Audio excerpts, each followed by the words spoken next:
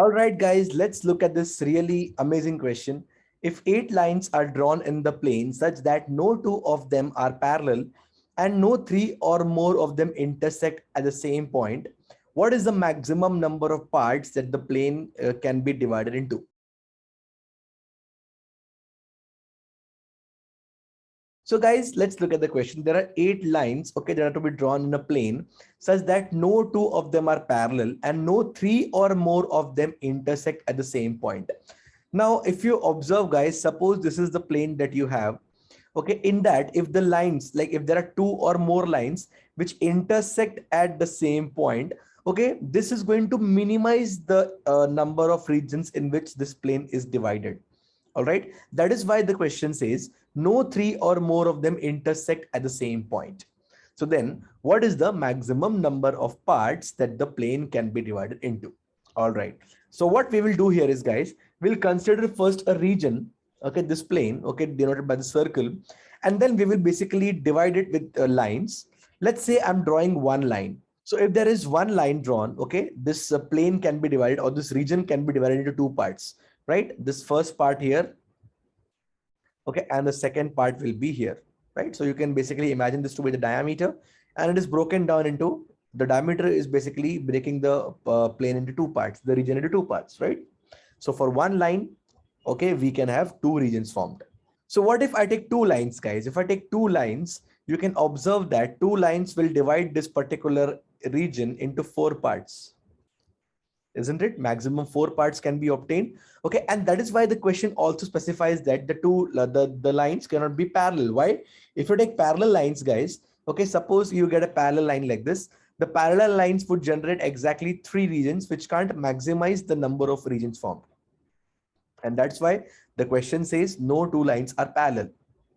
So for 2 lines, we can very easily say there are 4 regions formed.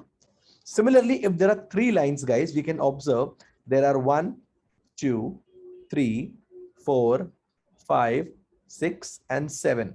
7 regions formed. All right. Something similar we would be able to observe if there are 4 lines. So for 4 lines, you will have further 8, 9, 10, and 11. 11 regions being formed from 4 lines. So what about n number of lines? Can we try to observe some pattern? If you observe, guys, this 2 can be written as 1 plus 1. This 4 can be written as 3 plus 1. The 7 can be written as 6 plus 1. The 11 can be written as 10 plus 1. All right. Now, what is this 1 here, guys? The 1 here is nothing but summation 1. The 3 here is nothing but summation 2. What is this 7 here? The 7 here is 6 plus 1. The 6 can be written as summation 3. The 11 here is 10 plus 1. The 10 can be written as summation 4. All right. So basically, guys, whenever we have, n number of lines here, okay, we can observe a pattern, right? For 1 lines, the number of regions is summation 1 plus 1. For 2 lines, the number of regions formed is summation 2 plus 1. For 3 lines, the number of regions formed is summation 3 plus 1.